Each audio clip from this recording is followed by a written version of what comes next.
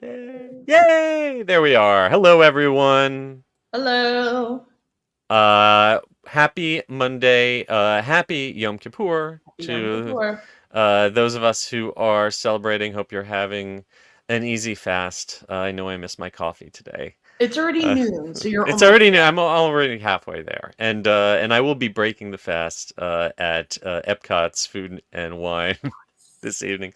We're gonna go do the Moana walkthrough and Nice. see Soarin' over California. Yes. Oh, so happy that's back. And try the new food booths tonight. And if the line isn't too long, we're gonna hug Figment. But Oh, I'm not waiting an hour. I'm not waiting an hour for no, I'll wait an hour for La Cava, but I'm not waiting an hour for it. a You know you've never waited dragon. an hour for La Cava. They see you coming and they just like, oh, we have your private booth ready. Hello everyone. It is Monday, the 25th of September, and we got a couple people in the chat. Well, we had someone in the chat at 1 a.m., but I'm Oh, not sure. a little early. Yeah, a little early. But in Derek Ho's corner, we have Blossom and Michelangelo. Hello to you both. And Brian Sager is in Orlando right now. Woo! Congratulations on getting to do Cosmic Rewind for the first time. We are so glad that you loved it. It Yeah. is smooth. And Flock of Seagulls for his song selection. So that's a good way to start. I wish you luck with the virtual queue, especially if you're staying on property. You will be able to do it a second time tonight because Epcot is open late for hotel guests and they have a second virtual queue. And I hope you get Tears for Fears because that is the best choice. So And enjoy that barbecue over at the American I Adventure. love the mac and cheese there. Like the perfect little bit. All right, it's the perfect day for us to talk about food. God. Uh, Sorry. We do Sorry. have like You know, several the ironic thing is that when I can eat, I never remember to eat. It's only Yes. when I can't eat that I'm focused on the fact that I'm not eating. So I'm only hungry when you tell me that I can. So And we have two food stories, which usually isn't the case. yes, exactly. We might as well. We've got about a dozen people in the chat, so we might as well kick this thing off. Oh wait, we have one more person. Sorry. And hello, Mr. Self, our fellow correspondent, and I think he's done 11 nights at Halloween Horror Nights. God bless him. He needs to atone for his sins too. If he's been doing 11 nights of Halloween Horror Nights, he must have done something wrong to deserve that fate. I think No, I'm teasing. I really enjoyed my one night at Halloween Horror Nights this year, but I think that might be enough for me. Uh, No. anyway, I think it is time for us to kick this show off in 3, 2. Please lower your head and watch your step while boarding. Welcome to the Attractions Podcast. You are all clear for dispatch. Have fun. Hello, everybody, and welcome to episode 210 of the Attractions Podcast, sponsored by MEI and Mouse Fan Travel. I am Seth. And I'm Carly. And we are here to talk to you about the latest and greatest in theme park news and more, as well as what is going on in our own lives. And I missed you when I was absent last week, Carly, celebrating Jewish New Year up north. How have you been and what have you been up to? Yes, first off, Lashana Tova. Thank you very much. And yes, Chag Sameach to everyone, good Yontif, whatever other phrases you want to throw in there. Yes. Been up to a lot of fun stuff per the usual course. I did spend a couple days at Universal Orlando Resort, my favorite, the Dockside. I love Excellent. that resort. Value, shocking. And Great choice. yeah, it's I think this is like maybe my dozenth stay there since it opened, and Wow. they're going to name a suite after you. I hope so, yes. I have stayed at all the Universal hotels. I love them all for different reasons, but the value there, and it is a value hotel, The bus, I've never waited more than 10 seconds for a bus. The pools are really nice, like luxury resort style tropical sand pools, beaches, the quick service. Most importantly, what's your favorite drink at the pool bar? So I get the pina colada, and I am not a huge frozen drink person, but I was actually talking to them about this. It's so good. You could taste the coconut. They make the mix from scratch every single day. Nice. That's nice. crazy. That's an excellent tip. Pouring the thing. So we the AP rates there are just sensational. We did the 2-bedroom suite this weekend. I think it was like $125 a night. It's crazy. It's absolutely ridiculous. Yeah. Yeah, and it was just my husband and I just threw my stuff everywhere because I could. We had like 3 beds. You had the picnic table, but more importantly, we went to do a rip tour at Halloween Horror Nights. Oh, excellent. Yes. Did you have a good guide? We have a favorite guide. His name is Paul. We call him VIP Paul. Yep. The day that Rip Tour opened for booking earlier this spring, we called, got his dates, and booked it because he does a lot of the celebrities and NBC Comcast executives. He's the best. He's so knowledgeable. You just trust him. So we did the fully private one, so you could tell them how you want to go about doing stuff. But I'm like, Paul, you just tell us, you know the best routes, you know the best times to hit everything. It was perfect. We did about 17 house walkthroughs. So, wow. Yeah. Wow. And this was leisurely. we took like 3 drink breaks in the private bars. Yeah. I did my one night with my the cheap way with my premier ticket that comes with my premier pass, and got there real early, got into Finnegan's real early, was one of the first 100 people into Stranger Things, and between Stay and Scream and staying until literally being the last person to step into Exorcist of the night, I did 15.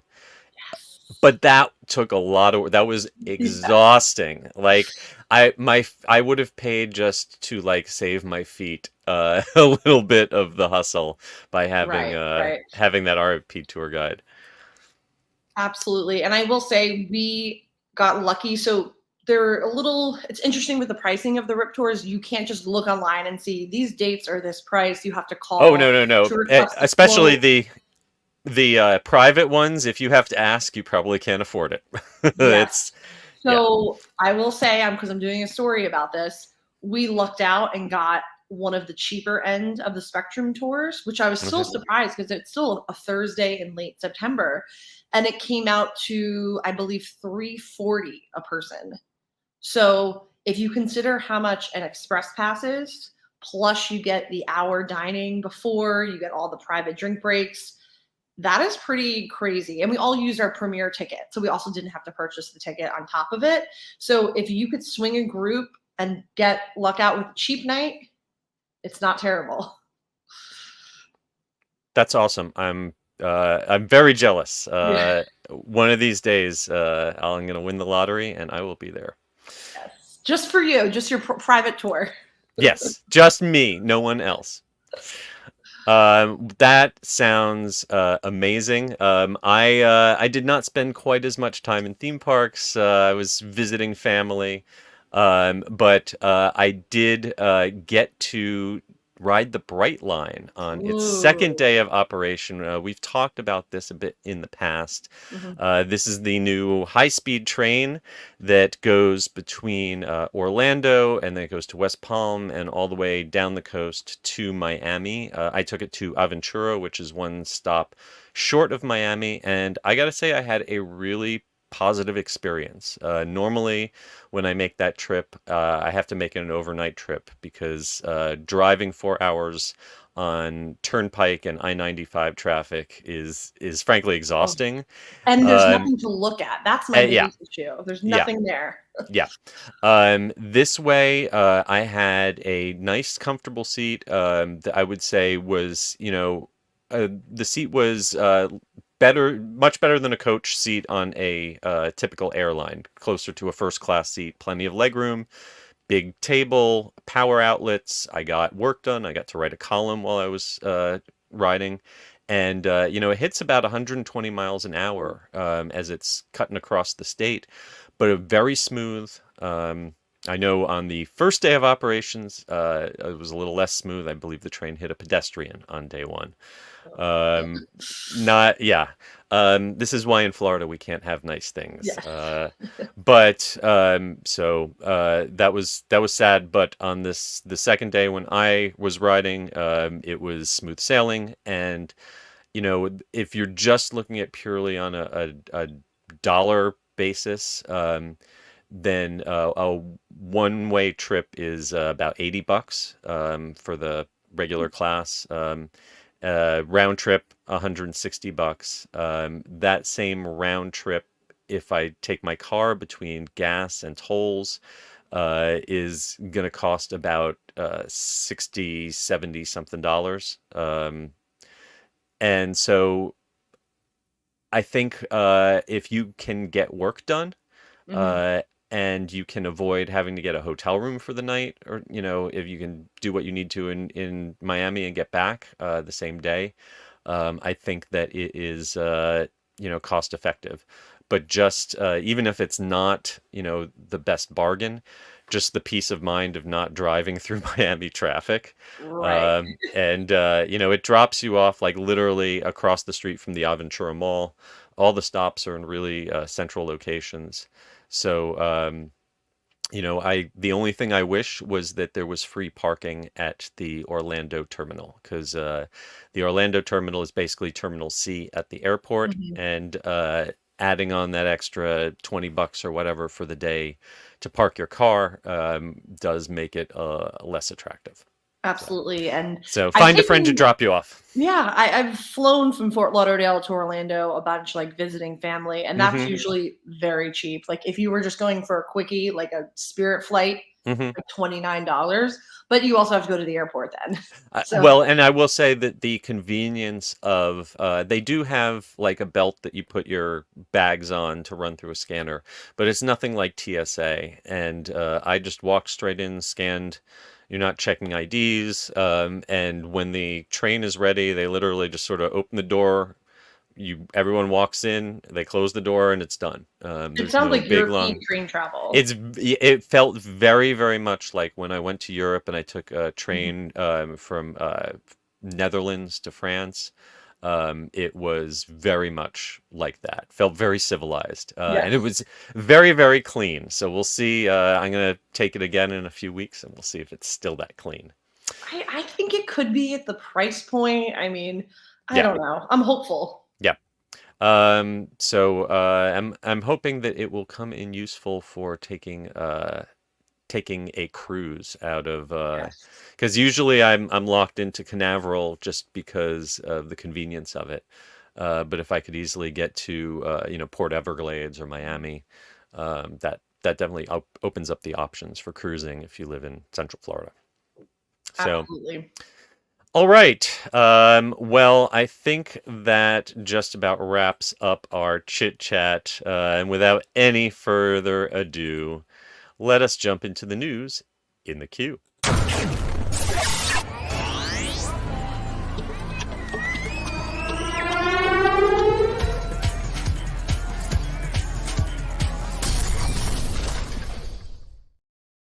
All right, our first story. I am very jealous because our correspondent John Self was invited to Space 220 recently at Epcot to check out their full line of new beverages celebrating the restaurant's second anniversary. I have actually only ever been up inside there once. I can't believe it's already 2 years old. That's wild. But they have introduced a range of new and redesigned mocktails and cocktails. Very visually attractive, very Instagrammable, and some of them have some fun twists. And I find it ironic that John Self was the one to get invited to this, since he is not a big drinker. And he had to sample all of these. So more power to you, John. Yes. And good luck getting in there because it is still one of the most impossible mind bending. I don't understand how you get in. I have been 3 times, and that was enough for me. It's not in my regular rotation, Yeah. but I know people like these kind of fun mixed cocktails. Yeah, I've never personally been able to get a regular table seating there. I have managed to get myself into the bar on just one occasion. And I gotta say the experience of going into it is great. If you haven't seen it, we kind of break it down in this article on attractionsmagazine.com. The whole boarding experience is a lot of fun. Yes. You're going up on a space elevator, and it kind of simulates the view rising up out of Central Florida and heading up into this orbiting station. In the Stellarvator. My favorite part is this little kind of throwback to Horizons, Yes. where you see Oh, this rotating garden, the zero-G garden with a mirror optical illusion. I really like that little bit. And then as you get out of the elevator, the main restaurant has this big panoramic projection view of outer space and the surface of the Earth, and you can see astronauts flying by and occasionally playing with lightsabers. Uh, it's a thing. But the bar is a lot of fun, and we have a rundown of some of these new cocktails. They start with some zero-proof mocktails, including a new version of probably their signature mocktail, which is the Moon Rocks. A lot of people have posted reels and stuff of them, having the pop rocks that come with the Moon Rocks drinks. But now they've swapped out the coconut that it used to be made with for pineapple juice, and that got a thumbs up from our reporter. Yes, and you can also add liquor to any of them, because I know Oh, times that so I've Moon been there- Rocks with a shot. Yes, I All right. sometimes I like the drinks better on the mocktail menu, but I want to add something to make it a cocktail, and they allow you to do that. So there's no shame if you want to do that. You might like this one then. One of the new mocktails, this is something I've not seen on a Disney menu. It's a mocktail that you still have to be 21 and older to enjoy, because it's made with non-alcoholic tequila, along with grapefruit bitters and fever tree tonic water. It's called a Solar Flare Sour, and I am certain that they would substitute real tequila if you ask them for that one. And of course, if you want a glow cube, you can get that Starship Lemonade. But there is some sad news. They no longer are giving out the trading cards that used to come with the mocktails and the kids' meals. I know some people really went crazy for these. I've got a few stashed away. But I guess it seems like these have been maybe discontinued, at least for now, because they're not being distributed anymore with the drinks. I have mine safely stashed away for my one-day Disney Parks basement museum. Yes. Well, if you want to drown your sorrows about not being able to collect more of those cards, they do have plenty of alcoholic cocktails. You can look on our website for a full breakdown of all of them. There's a Galaxy Spritz aperitif, the Illumination. I can't see the show anymore, but you can have a Bacardi drink. And I am a bourbon fan, so I would probably order the Black Hole Old Fashioned. Ooh, And John, more power to him, sampled all of the new beverage cocktails, presumably not finishing the glasses, because little sips. He would never have been able to write this up if he had. No. Yeah, the Illumination really looks fun because it's got all of these bobas in it. So it looks like a very chewy drink. And then the Shuttle Crew, if you've got a sweet tooth, that has Tang foam on top. Ooh. Yeah. Some fuzzy tauntaun stuff. Oh, yeah. Well, I love that the tingly foam that comes on that Mhm. one. And I think there was a shortage of that for a There was a while. I hope plant that's shortage for a yeah, while. hope that's back in Yeah. stock. And another little kind of throwback here. The menu, the new drink menu, is one of these rotating wheels with a little cutout where you can only see one drink at a time as you spin the wheel around, and that kind of reminds me of the opening day Epcot maps that I have had. one in Oh, plastic that my mother saved for me, oh and my! I She was she's a brilliant woman. yes, Most of us just toss those away. in a sheet protector. Yes.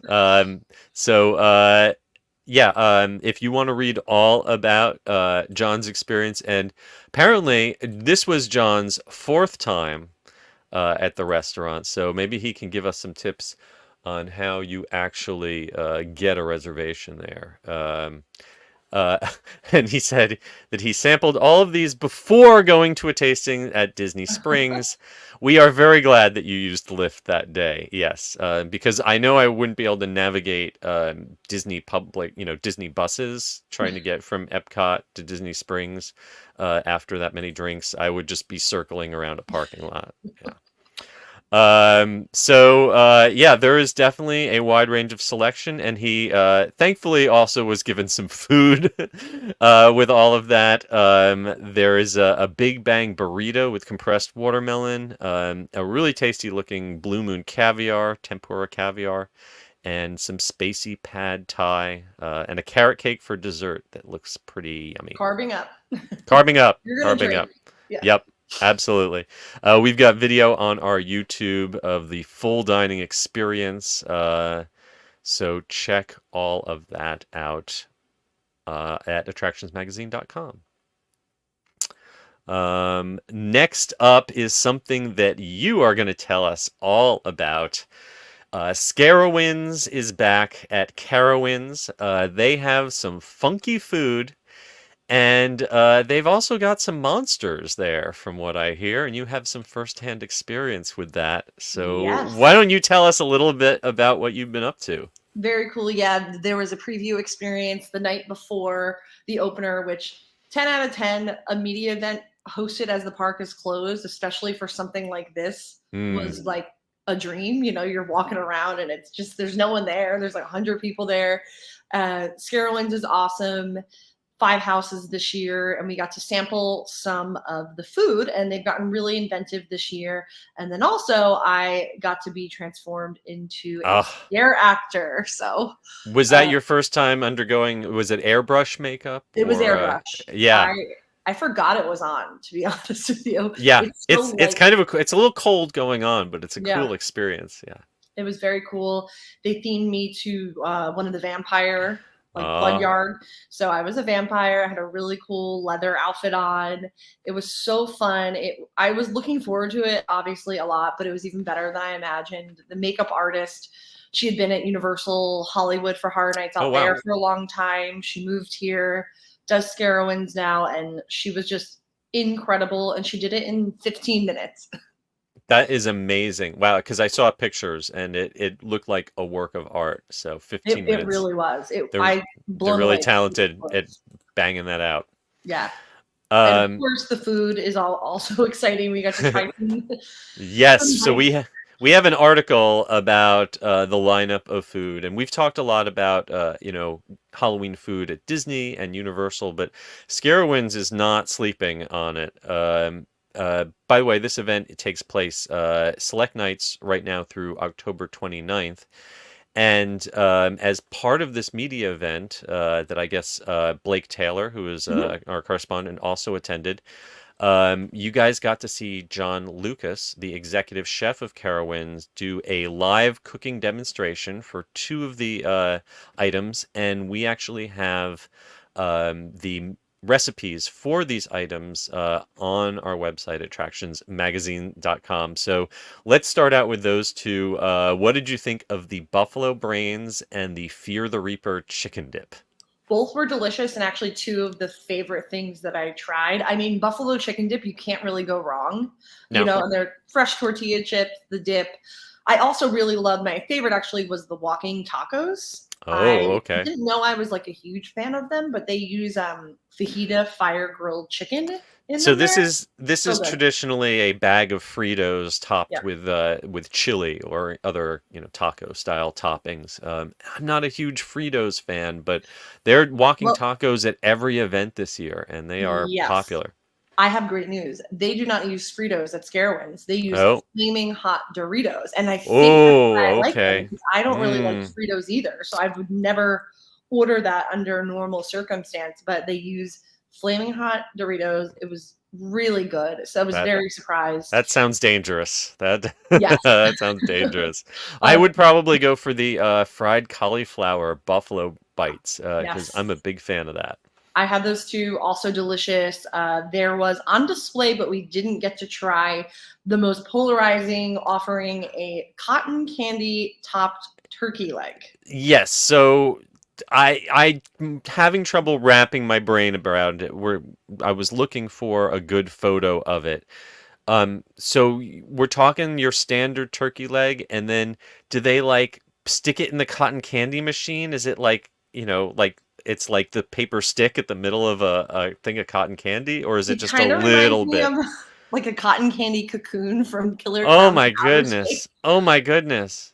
Uh, I didn't try it yet, but I do want to try it. I'm very intrigued. I'm not a turkey Yeah. leg person or a cotton candy person, but I feel like I have to try it.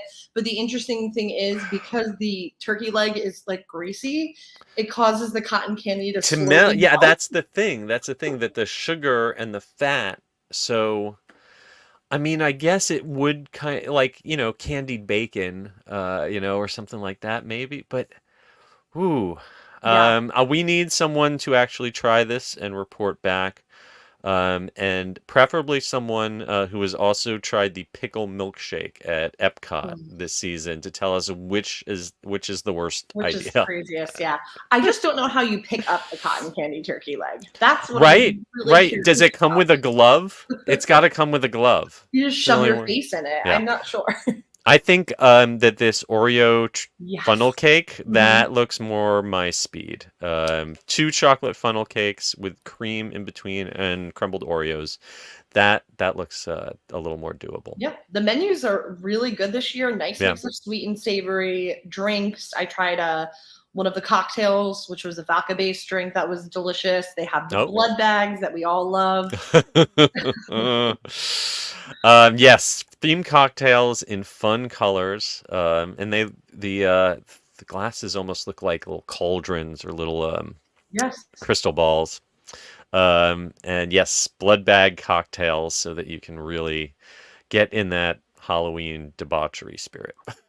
Yes. I just feel like they're a Um, little sweet blood bags always. I will do like one a season and then I'm good, but they got a great and mix. we also understand that if you are not into the scary, a lot of these food items are also available during the daytime when they have the kid-friendly Great Pumpkin Fest with the Snoopy Yes. friends going on. So, Definitely. There's a lot of good new entertainment this year. They have a parade.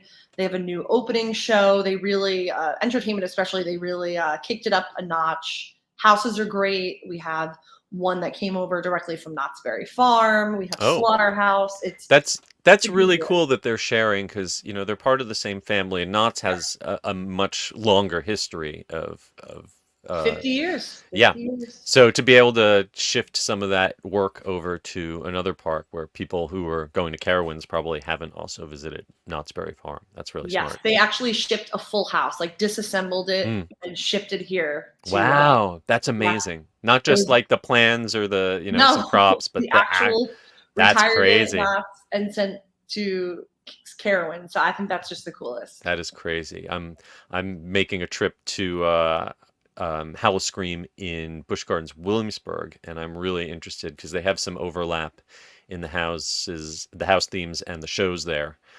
So I'm curious to see how similar they are. It's That's fun really to neat. compare, yeah. Yeah. I didn't get to do Scary Farm yet. It was when I had my Universal Rip Tour, but I will be doing it soon, and that is one of my favorite events every year. I am going to be going out to California for Halloween Horror Nights in Universal there, and also to visit the Magic Castle. But I could not get Oogie Boogie tickets. And I don't think I'm going to be doing knots because it just doesn't work. But There's a maybe next lot. time. Someday. Spooky It's season, just yeah. too much going Too on. much. Too much going on. All right. If you want more information about Carowinds, go to carowinds.com, or like I said, read this article at attractionsmagazine.com. And if you are planning a trip to South America, Brazil has the first ever Nerf themed theme park land opening on October 12th, which just happens to be Children's Day, at Beto Carreiro World in Brazil. This is surprising. This looks really bright, really colorful. And it talked about this being the first phase of the new family-friendly land. So presumably, if this is successful, I will see more Nerf attractions in the future. Right. I mean, I love the color. Everything looks good. Mhm. It's giving me like Legoland vibes, where it's just like this Yep. bright and welcoming atmosphere. Obviously, great for kids. Yeah, this first expansion includes the Super Soaker Splash, where you sit in kind of a round vehicle in a little river, and you shoot water guns out at other riders. Looks sort of like a splash battle type ride. They've also got the Spin Blast Adventure, which is a 40 rider disco type ride that goes back and forth on a curved track. And finally, they have the Nerf Arcade, where you can grab a digital blaster and see who can get the highest score. It looks really fun. hmm Yeah, it looks fun and immersive, and while this is the first phase, they also have some teases coming about the second phase. I do not speak Portuguese, but if you want to visit betocarreiro.com.br, you can decipher some of the hints at what might be coming in the future. And if Brazil is a little too far for you, Pigeon Forge, Tennessee is getting its own indoor Nerf-themed experience in 2024. This should be really cool. There's just something new. It feels like every single month in Pigeon Forge. It's really hard to keep up with. But this is pretty much unlike anything else that I could really think of there. So I assume that this is going to be a massive success, family destination. And if you're driving by, I'm sure the kids are like, stop. Exactly. Alone. It's funny from the concept art. It looks like the Nerf Action Experience. That's with an X, which is coming to Pigeon Forge in 2024. That looks like it's more sports themed. I am old enough to remember when Nerf meant footballs and basketballs that you could play with inside the house without your parents like screaming at you. Yeah. And then it wasn't football. It wasn't until like late in my childhood when they came out with first a bow and arrow, and that kind of broke the dam, and then Nerf was just about guns. And so it looks like the combat side of Nerf is what they are emphasizing in this Brazilian park. But I'm still old enough to remember when Nerf meant soft footballs, not like machine guns. They have these Nerfs that can shoot, dozens of Nerf bullets a second, and then I just wonder about who goes and collects all of them. Yes. Oh God, it's such a pain. Yeah, I just give me the little squishy football that felt like a stress relief ball. Right. Yes. Exactly. All right. And for our final bit of news in the queue, if you are in the New York City area at around sunset on September 27th, that's probably the day you're listening to this, or maybe the day after, then you can celebrate Harry Potter's 25th anniversary along with the Empire State Building, because New York City's most iconic skyscraper is going to shine in Hogwarts house colors. I thought this was so cool. I always loved seeing it as a kid, turn green for St. Patrick's Day. Yes. The holidays. When I saw this, I was like, this is such a great idea for a major milestone anniversary. Absolutely. Yeah. I mean, it was always, red, green, and white for Christmas. Mhm. So now on September 27th, you're going to see Gryffindor red, Slytherin green, Hufflepuff yellow, and Ravenclaw blue lighting up the iconic Empire State Building. And there is more. You obviously can see that for free anywhere within sight of the building. But if you purchase a ticket from 2 p.m. to 5 p.m. to visit the observatory on the 86th floor on the 27th, if you are there while supplies lasts, you can get a free copy of the 25th anniversary edition of Sorcerer's Stone, the original Harry Potter novel, and a free bottle of butterbeer straight from Harry Potter New York store. Can't beat that. And you should just go to No, the store that day too and just do a whole Harry Potter theme day. The store is absolutely. I absolutely excellent. Love it so I much. still have not made it there. I've got to one of my next trips, but I'm not sure if they're giving out paperbacks or hardcovers. But I know that bottle of butterbeer costs about $8. And the ticket to the observatory is 42, so you can make back a little bit of your ticket price right there. Definitely worth it. It's so crazy. Like, we grew up there. I never did it until I was in high school on a field trip. I was like, I should probably go to the top of this. It was very cool. Yeah, I have. I think the way to make sure you never do tourist things in New York is to grow up around New York. I did. Yeah. I mean, I did love going to some of the museums, like the Museum of Natural History, but I never did the Twin Towers, or I still haven't done the new Freedom Tower, Same. and all sorts of essential New York tourist traps that I have never visited. Even my grandfather actually worked, his tax office was in the Empire State Building for many, That's many so cool. decades. Yeah, Wow. it's. You just I don't know do everyone it. Yeah. thinks of it as a tourist attraction, but it really is just a big office The building. building. Yeah. Yep. All right. Well, that is going to wrap up our news in the queue. Before we get to this week's main attraction, it is time for us to hear a brief word from our sponsors. The Attractions Podcast is brought to you by MEI and Mousefan Travel. Whether your next vacation is a magical trip to the theme parks, an exciting adventure to the pyramids of Egypt, or just a relaxing cruise on the turquoise waters of the Bahamas, MEI Travel provides premium service and expert advice to help you get the most of your vacation. They are always free of any hidden fees or costs to you. Visit them at mei-travel.com. It's time for the main attraction! And for this week's main attraction, Disney made a somewhat surprising announcement. They are planning on doubling their capital investment in their theme park to about $60 billion over the next 10 years. And that will buy you a lot of premium Mickey ice cream bars. Or e-ticket attractions, depending on what CEO Bob Iger and Parks Chairman Josh D'Amaro decide to spend this on exactly. We have absolutely no details whatsoever, but they did announce this at a financial summit. We have a quote here from Josh D'Amaro saying that they, quote, have an ambitious growth story that is supported by a proven track record and a bold vision for the future of our parks business. So over the next decade, we are going to look for them to accelerate investment to over about twice what it has been.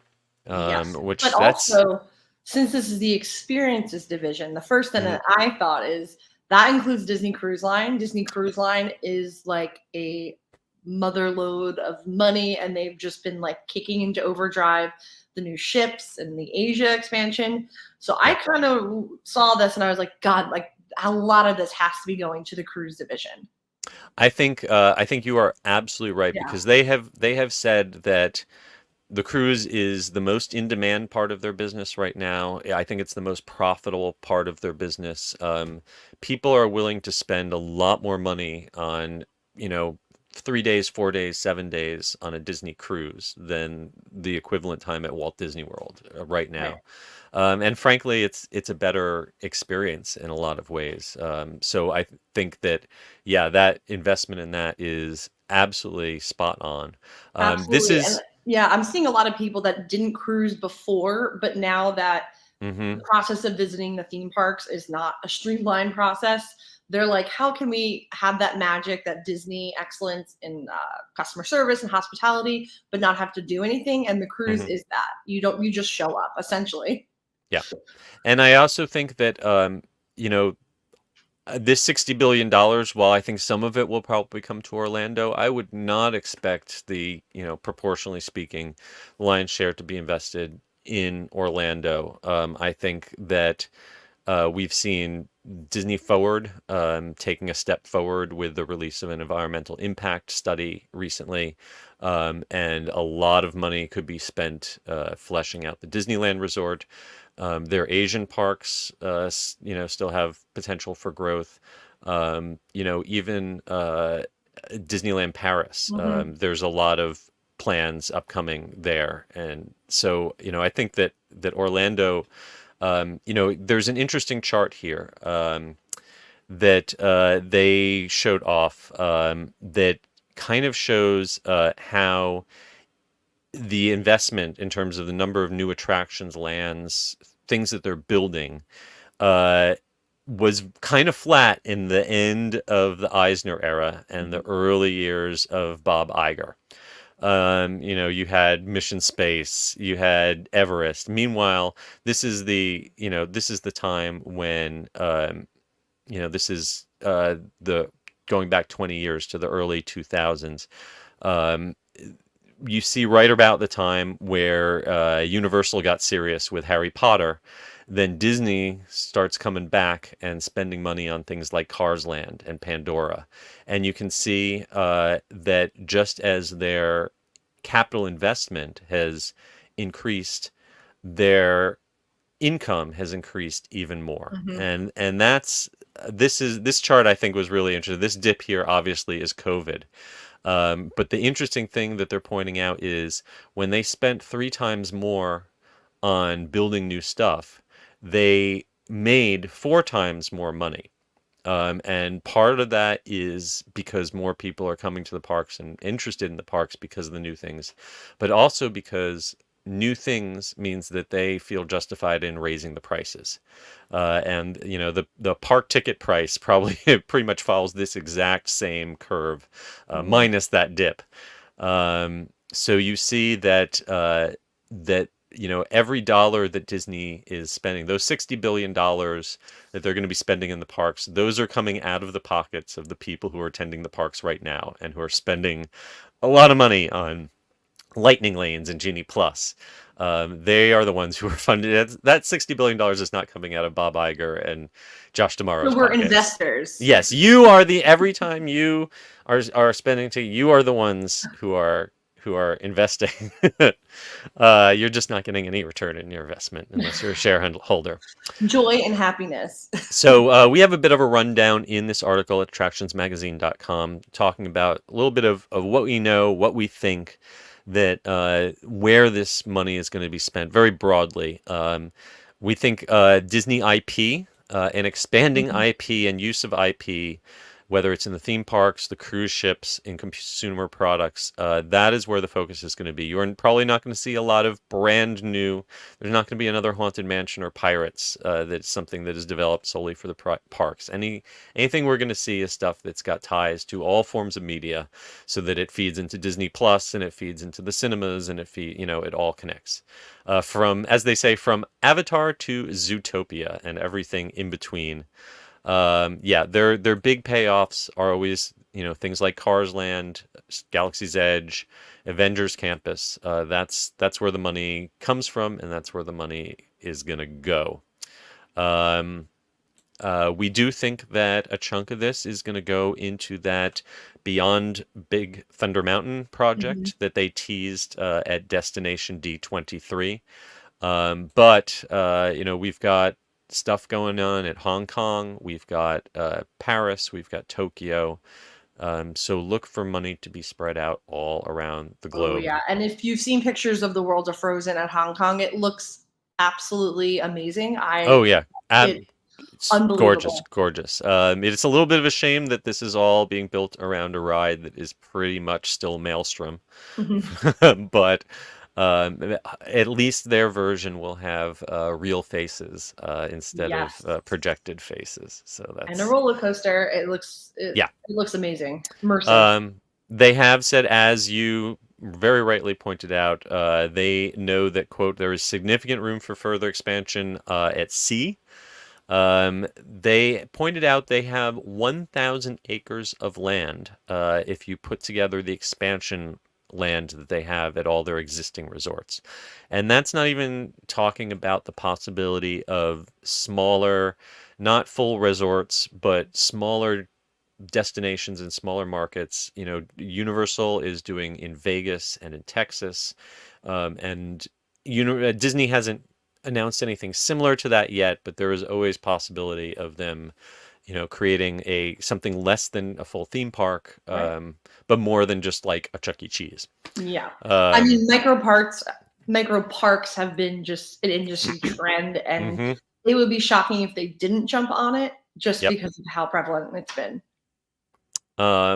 So we also talk a little bit about how Disney currently boasts 7 of the world's top 10 most visited parks. That list is topped by Walt Disney World's Magic Kingdom, which means that they have about 100 million guests each year. Um, the company sees potential for reaching an additional 700 million plus people with, quote, high Disney affinity who haven't visited yet. That seems like a very ambitious number, but Disney says that for every guest who does visit a Disney theme park, there are more than 10 Disney fans who have not yet visited. I would be curious what they think is keeping ththose people from visiting. I would say that the ever increasing cost is probably up there. Yeah. But Bob Iger has a quote here saying that throughout their history, they've created enormous growth by investing the right amount of capital into the right projects at the right moment.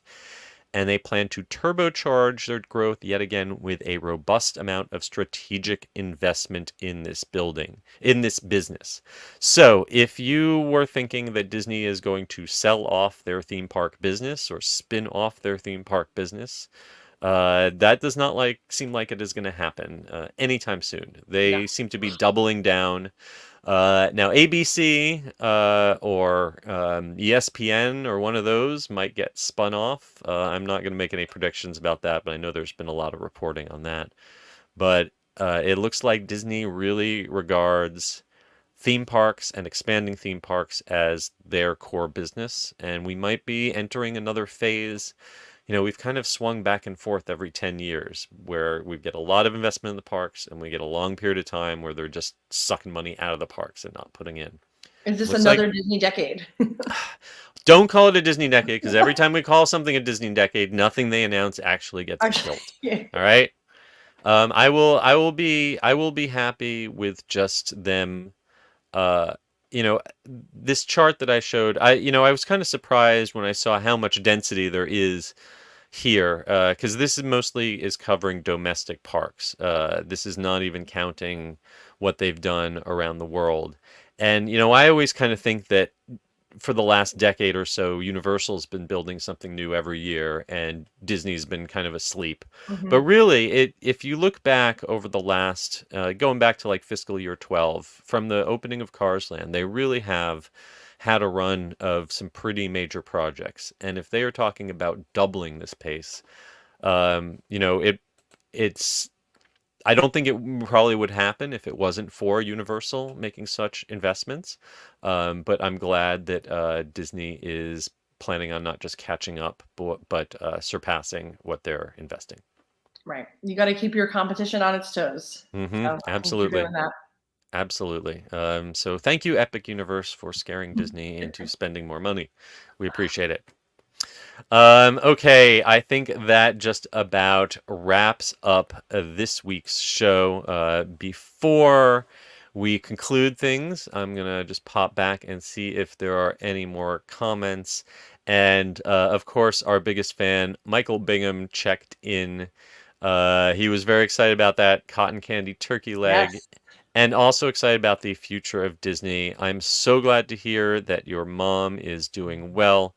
We send Wonderful her news. our continued well wishes for her recovery. Very glad to hear that. And before we go, we have to, of course, thank our sponsors, MEI and Mouse Fan Travel.